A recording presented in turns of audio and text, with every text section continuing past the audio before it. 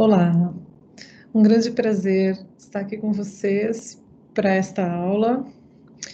Vou compartilhar minha tela. E então, dar início aqui ao nosso tema, que é sobre carnes alternativas, né? As carnes celulares, as carnes vegetais, proteínas alternativas de uma maneira geral, né? Incluindo também ovos, leite, derivados, né? E a própria definição de zootecnia celular, né? Então, é um grande prazer estar aqui com vocês nessa iniciativa maravilhosa, né, desse curso sobre dilemas éticos na medicina veterinária. Então, para abordar essa temática, eu gostaria, em primeiro lugar, de trazer um pouquinho da história da nossa forma de obtenção de alimentos como humanidade mesmo, né? Desde tempos remotos, quando éramos caçadores-coletores, né? Na verdade, éramos mais caçadores do que coletores, mas tínhamos também, né? Como fonte de alimento a caça. E de lá para cá muita coisa aconteceu, né? E a gente vai falar um pouquinho, então, de forma bastante resumida do momento em que essa trajetória de obtenção de proteína alimentar para o ser humano, as características que o momento atual traz e também o que a gente está vendo aí para um futuro não muito distante, né? Algo que a gente está chamando de a grande revolução da carne. Inclusive, esse é o tema de um artigo que deve sair em breve, né, de nossa autoria, na revista Meat Science. Então, depois dessa breve introdução, um pouquinho sobre aspectos assim mais da biotecnologia da carne celular e perspectivas e desafios tanto em termos globais quanto para o nosso país, né? Então, aqui, se nós pensarmos no momento atual da produção de alimentos de origem animal, a gente tem que a maior parte do mercado global de carnes é suprida por sistemas altamente intensificados, né? Sistemas como esse que aparece nessa foto, que é a característica da produção da suinocultura brasileira, né? E que também se repete para outras cadeias produtivas, como, por exemplo, frango, ovos, né? Onde a gente tem sistemas extremamente intensificados, né, que são caracterizados, claro, por alta produtividade, afinal de contas foi essa a motivação que originou esses sistemas, mas que também trazem consigo outras questões, e aqui, em primeira, talvez, instância, o que a gente vê é a enorme limitação, né, em termos de bem-estar dos animais envolvidos. Então, esse, sem dúvida nenhuma, é um dos motivos para se pensar em novas indústrias para a produção de proteínas alimentares para o ser humano, né? Como a gente ressaltou na foto anterior, a questão da justiça com os animais, né? Mas também existem outras questões, como, por exemplo, questões de sustentabilidade, né? De ser possível continuar produzindo alimentos para o ser humano, para as futuras gerações, né? Sem exaurir o nosso planeta. Existe a questão da segurança alimentar também, a gente sabe que não é passível de se atender à demanda de todos os seres humanos do planeta, cada um dos 7 bilhões de seres humanos do planeta, né, com os sistemas atuais de produção de proteína de origem animal, ok? Então, a gente precisa ou migrar para proteínas vegetais ou construir novas formas de produção de carne, leite, ovos, porque a forma atual não traz segurança alimentar se pensarmos em todas as pessoas, né, na população humana global, né? E também tem as enormes questões de saúde pública, que a gente vai comentar um pouquinho também, de forma que a motivação para o desenvolvimento da nova indústria de proteína alimentar ela se insere em pelo menos 11 dos 17 objetivos do desenvolvimento sustentável, né? Então, a gente está falando aqui de algo bastante grande e, portanto, uma proposta de mudança muito robusta, né? Então, quando a gente fala de questões de sustentabilidade, a gente tem que, para cada quilo de carne produzida, a quantidade de insumos, se nós pensarmos nas novas cadeias de produção de carne, seja carne vegetal ou as carnes celulares, a gente tem uma quantidade muito menor de insumos para cada quilograma de carne, se comparado com a quantidade de insumos necessária para um quilograma de carne produzido pelas vias tradicionais, ou seja, pela criação e abate de animais, né? Isso mesmo que a gente pense no sistema convencional mais eficiente do ponto de vista de uso de recursos ambientais, que é a cadeia de frangos, né? A gente também tem sistemas com muito menos suscetibilidade a condições climáticas, né? O que em alguns cenários de instabilidade futura, né? Pode ser uma grande vantagem, né? Eu gosto muito dessa foto, que é uma foto de um material produzido pelo Good Food Institute, o GFI, de uma fazenda de carne celular, né? É interessante porque as pessoas pensam muito no cenário de laboratório, né? Mas produção de alimentos é sempre no campo, né? Não é dentro de um laboratório, até porque nós precisamos de escala, né? Então, quem produz essencialmente os ingredientes para que a gente alimente as células para que elas possam crescer e virar as toneladas e toneladas de carne que são necessárias para abastecimento de mercado, é o produtor do campo, né?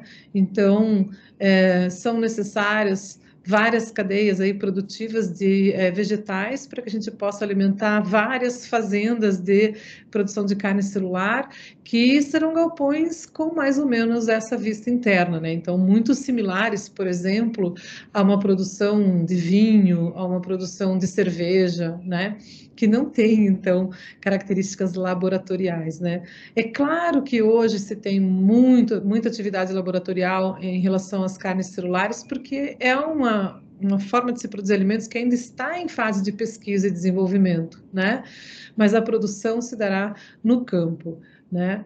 E com o sistema organizado dessa maneira, claro que a gente tem muito maior controle durante todo o processo. As condições internas desses bioreatores são todas controladas por nós. Então, menos suscetíveis, portanto, a condições climáticas extremas, de seca, de muita chuva, enfim, a instabilidade que a gente sabe que o clima pode trazer e que está prevista para aumentar, né, em função das nossas próprias atividades, né?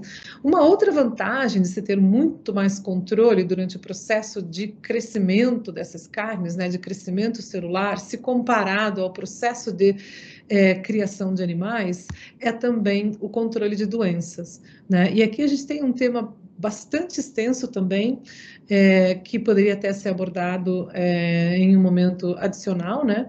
Que é a relação entre a produção animal intensiva e o desenvolvimento o surgimento, né, de surtos de doenças zoonóticas, né? Então, para resumir uma história que é bastante ampla, eu trouxe esse relatório da ONU, né, que é sobre saúde pública, e que traz, então, várias mensagens importantes, né, mas eu trouxe aqui só a mensagem aqui principal, número 7, que são as principais forças, né, para o surgimento de novas doenças para o ser humano, né? E eles trazem aqui 7 fatores que são mediados pelo ser humano e que são os mais prováveis de desencadear novos surtos de doenças. E desses 7, os 2 primeiros estão relacionados com a produção animal, né? O primeiro é o aumento da demanda mundial, né, por carne, por proteína animal em geral, né? E o segundo são os sistemas altamente intensificados de produção agropecuária, né? Então, aqui a gente já tem a relação grande que existe entre a produção animal intensiva e o risco de novas pandemias, né? Existe também um risco inerente ao consumo de proteína animal, mesmo quando ele é feito a partir de caça, né, e de consumo de animais selvagens. Então, esses novos sistemas que vêm sendo propostos ultimamente para a produção de proteínas para alimentação humana trazem essa enorme vantagem de ter um menor risco de doenças, né? E aí a gente olhando aqui um pouquinho do ponto de vista histórico, né? A gente tem essa figura que eu acho bastante interessante, publicada por Tube e Seba em 2019, onde eles trazem um gráfico, deixa eu pegar aqui um laser. Eles trazem esse gráfico onde no eixo X nós temos tempo, mas numa escala exponencial, tá? Então notem que, apesar dessas colunas terem a mesma largura, elas significam tempos, espaços de tempo bastante diferentes, né? Então, em verde, a gente tem todo o período pré-domesticação de mais de 100 mil anos, quando o ser humano ainda era nômade e vivia da coleta e da caça, né? Coleta de vegetais e da caça animal, né? Cerca de 12, 14 mil anos atrás, o ser humano começa a aprender, né, a cultivar plantas e a criar animais e, portanto, pode abandonar essa vida nômade e produzir seu próprio alimento de uma forma um pouco mais estável. Então, a gente tem aqui, na transição da coluna verde para a coluna vermelha, um pico, né, de aumento na capacidade de produção de alimento do sistema, que é o nosso eixo Y, ok? Então, isso se dá quando o ser humano começa a domesticar plantas e animais para a produção de alimentos, né? E ao longo de bastante tempo, desses 10 mil anos, existe uma relativa estabilidade nessa capacidade de produção de alimentos, até quando a gente chega aqui num novo pico de aumento desse potencial de produção de alimentos, que é a Revolução Verde, né? Que é quando nós aprendemos, então, várias técnicas e temos conhecimento de vários recursos para poder intensificar a produção de alimentos e chegar nos sistemas atuais que nós temos hoje, né? Que trazem, então, os problemas já mencionados, né? Então, após essa primeira domesticação, que os autores chamam de cultivo de macro-organismos, né? Então, aprender a cultivar plantas e a criar animais, né? A gente chega no momento atual, aonde nós estamos diante de um novo ponto de inflexão, com um potencial de produção de alimentos extremamente alto, né? Que eles chamam de segunda domesticação, que é o nosso refinamento da capacidade de produzir alimentos através do cultivo de micro-organismos, né? Nós já temos uma certa capacidade de fazer isso, que são alimentos provenientes de fermentação que já são produzidos há muitos e muitos anos, né?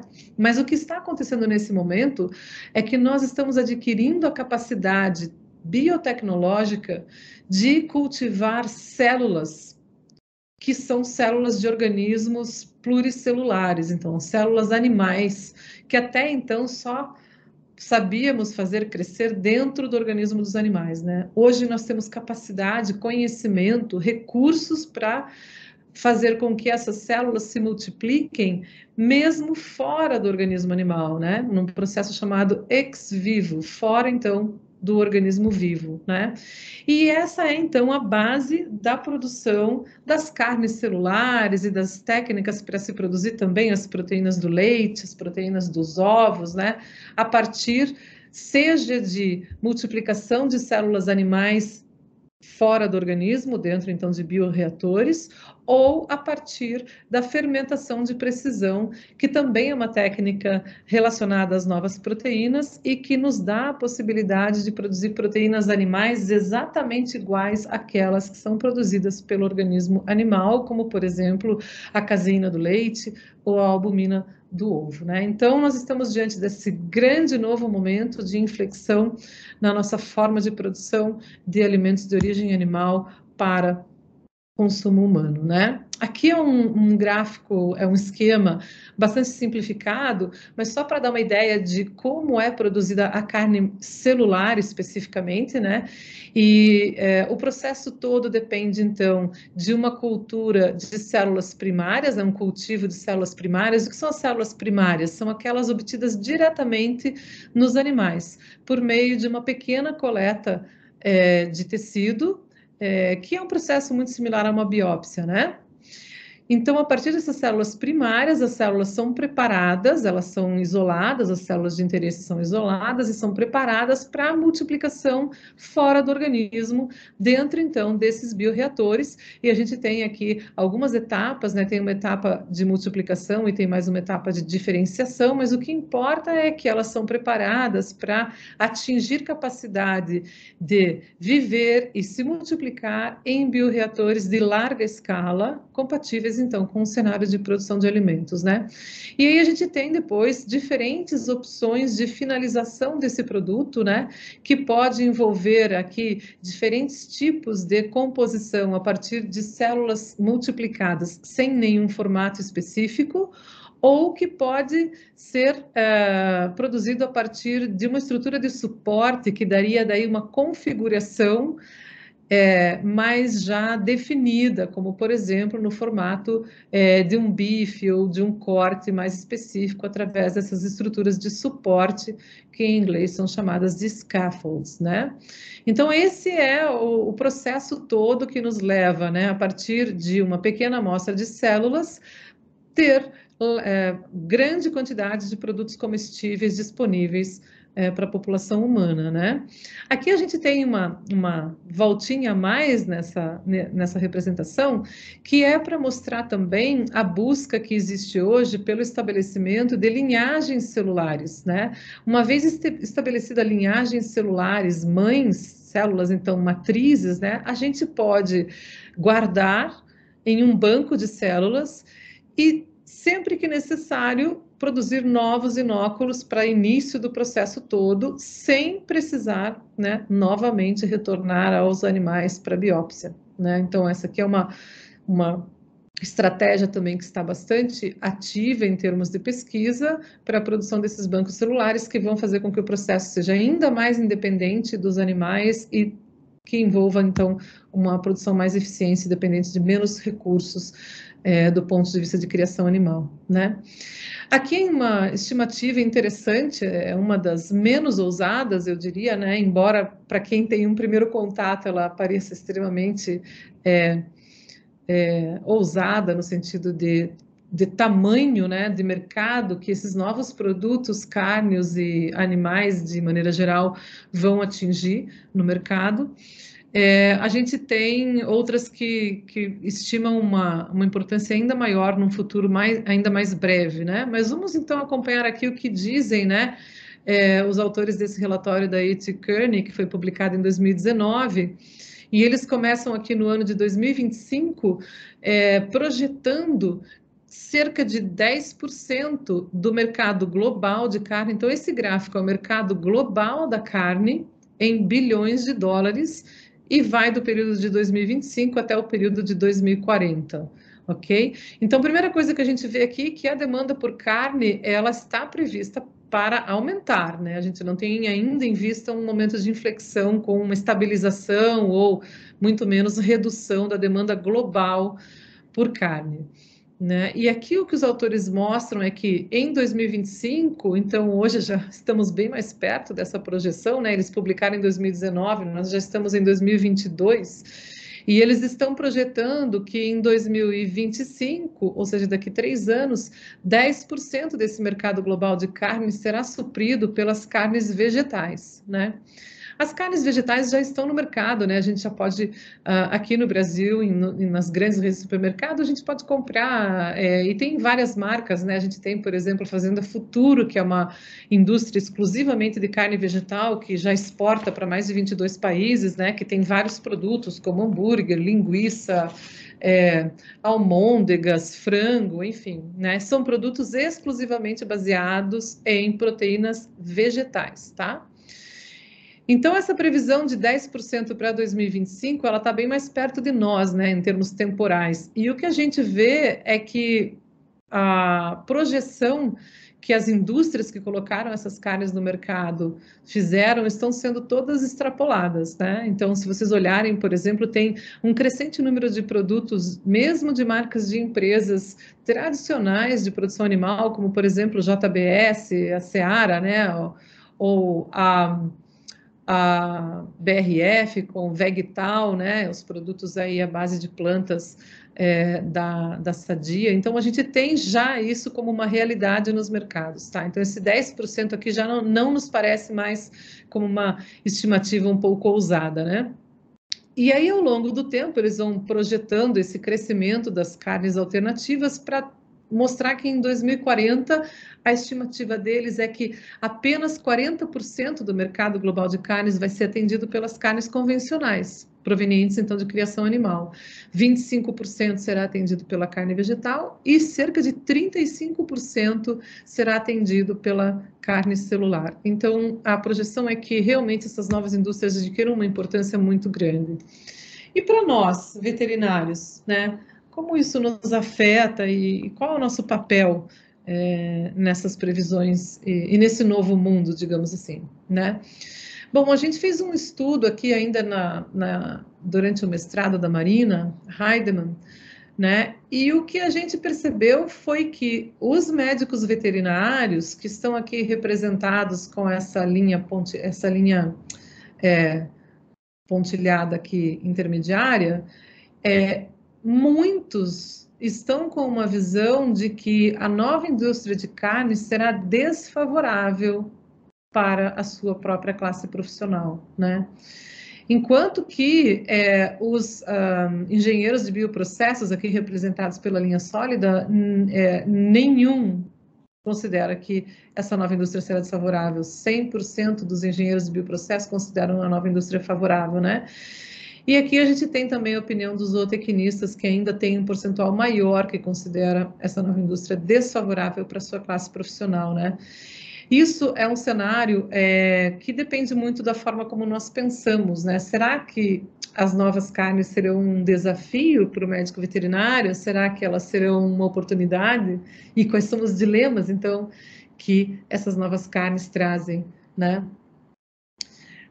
E o que a gente tem aqui num outro estudo também publicado recentemente pelo professor Rodrigo, que é um professor da Escola de Administração da UFPR, em parceria, né, conosco do Labeia, que na verdade, se as novas carnes, a nova indústria trarão, né, mais oportunidades ou mais desafios, é algo que está para ser definido, dependendo do nosso nível de engajamento. Isso a gente pode falar em termos da profissão médico-veterinária, a gente pode falar em termos da profissão de zootecnista, ou mesmo em termos de um estado ou de um país, né?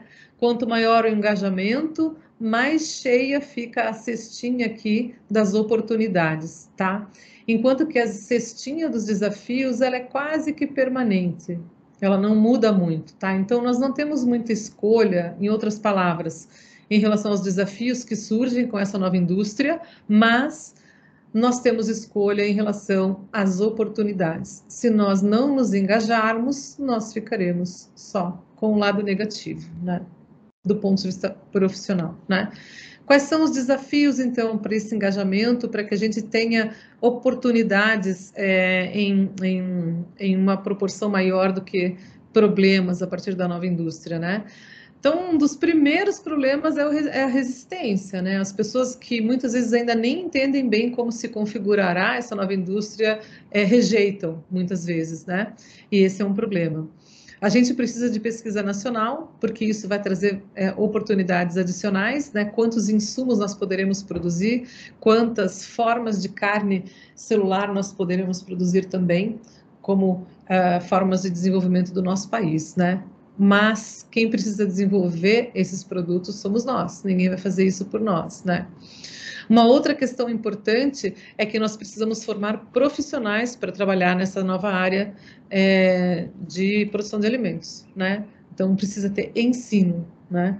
Precisa ter regulamentação, precisa ter todo o processo de controle de qualidade, precisa ser regulamentado por órgãos públicos, né? A gente precisa ter rótulos adequados, enfim, esse avanço de regulamentação é essencial e urgente, porque sem ele o produto não chega ao consumidor final, né?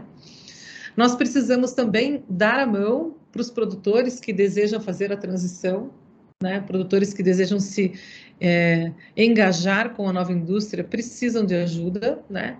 Primeiro para entender o que ela significa, depois para entender quais são os produtos que serão de interesse, então que poderão ser vendidos para essa nova indústria, né? E apoio para poder efetivar um início de produção de algum novo, né, produto final que esse produtor possa vender para a indústria de carnes alternativas, né? E também o que a gente precisa aqui em termos de sociedade é de campanhas educativas amplas para que as pessoas compreendam, porque afinal de contas tudo isso é muito novo, né? Em uma palavra só, em um termo só, políticas públicas são necessárias, né? E o governo americano acabou de publicar no dia 12 de setembro uma das políticas públicas mais completas que eu já li, contendo todas as ações necessárias, com metas e prazos para vários ministérios, né, para que o país consiga, então, se organizar nessa nova forma de produção de alimentos, né? O Brasil precisa fazer a mesma coisa, tem começado, né? Então, aqui eu trouxe para vocês uma iniciativa do Ministério da Agricultura, né, que está produzindo esse Plano Nacional de Proteínas Alternativas, né, que é uma forma de tentar exercer alguma governança para que essa nova cadeia se desenvolva da melhor forma possível, trazendo então vantagens para todos os brasileiros, incluindo aí humanos e não humanos, né? Então essa iniciativa do Ministério da Agricultura é muito importante. A gente espera que ela possa fluir da melhor forma possível. Mas não basta, né? Nós precisamos de engajamento de outros ministérios e de outros órgãos públicos também, né? Aqui só uma notícia para mostrar que aqueles 10%, né, de previsão que eu mostrei no gráfico para 2025, em termos de suprimento da cadeia global da carne por meio de carnes vegetais, ele já está ultrapassado até mesmo na realidade brasileira, né? Essa é uma fala do CEO da BRF que foi feita em 2020, né? Olha, 21 de outubro de 2020, aonde ele diz que até 2023, portanto, 2 anos antes daquela estimativa, a BRF quer gerar 10% da sua receita a partir de inovação, né? E a gente tem outros exemplos, como a fundação de um centro de biotecnologia da JBS, né, em Santa Catarina, que está realmente sendo bastante promissor também. A gente tem as startups brasileiras, né, e aqui eu trouxe algumas sobre as quais eu tenho conhecimento, né.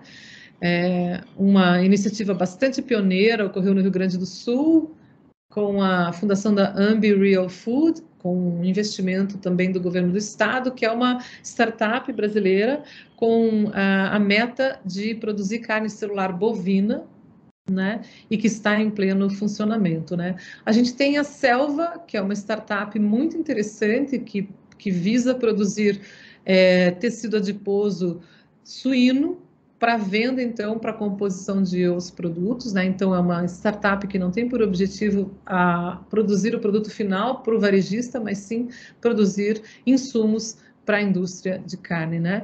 E a gente tem uma startup carioca, Sustinere Pieces, que até onde a gente tem informações, já conseguiu as etapas iniciais do cultivo celular para a produção de 4 espécies, para a produção de carne celular a partir de 4 espécies de peixes, né? Então, isso acontecendo no Rio de Janeiro. Então, o Brasil, sim, está com uma movimentação, é importante que ela receba apoio para acompanhar a enorme movimentação que a gente vê no cenário internacional, né? A gente já teve aqui no Paraná uma iniciativa com o envolvimento do Conselho Regional de Medicina Veterinária, junto com a Sociedade Brasileira de Zootecnia, né, que foi uma manhã, um evento sobre zootecnia celular, dos conceitos básicos à inserção global, que aconteceu, então, no ano passado, e a gente deve ter uma segunda edição em breve.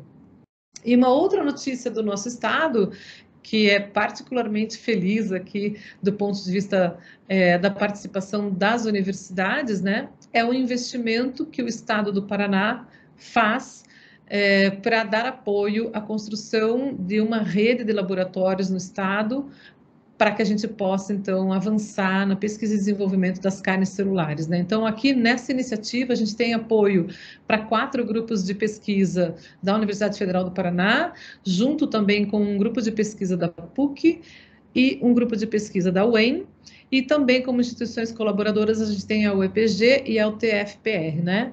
Então, esse novo arranjo de pesquisa e inovação, NAP, né, como a Fundação Araucária, que é o nosso órgão de fomento à pesquisa, chama, ele vai respaldar a fundação dessa rede, então, para capacitação de infraestrutura para pesquisa, ensino e extensão em zootecnia celular, né? E aí a gente tem, assim, uma história em 3 fotos, né?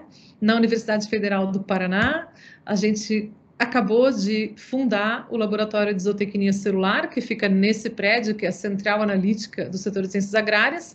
Aqui no 2º andar, nós temos 2 salas, então, que estão prontas para receber os equipamentos que serão adquiridos a partir desse apoio da Fundação Araucária, né? Então, esse é a vista interna aqui de uma das 2 salas do Laboratório de Zootecnia Celular, que é o primeiro laboratório de ensino, pesquisa e extensão em zootecnia celular da América do Sul, o que nos deixa muito, muito felizes. Então, nada, né, é feito por uma única pessoa, nós somos uma grande equipe, né?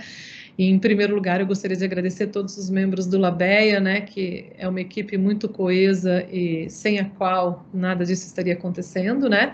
A gente agradece a parceria com o Good Food Institute do Brasil, que não tem limitado esforços para ver, né, as iniciativas florescerem, né?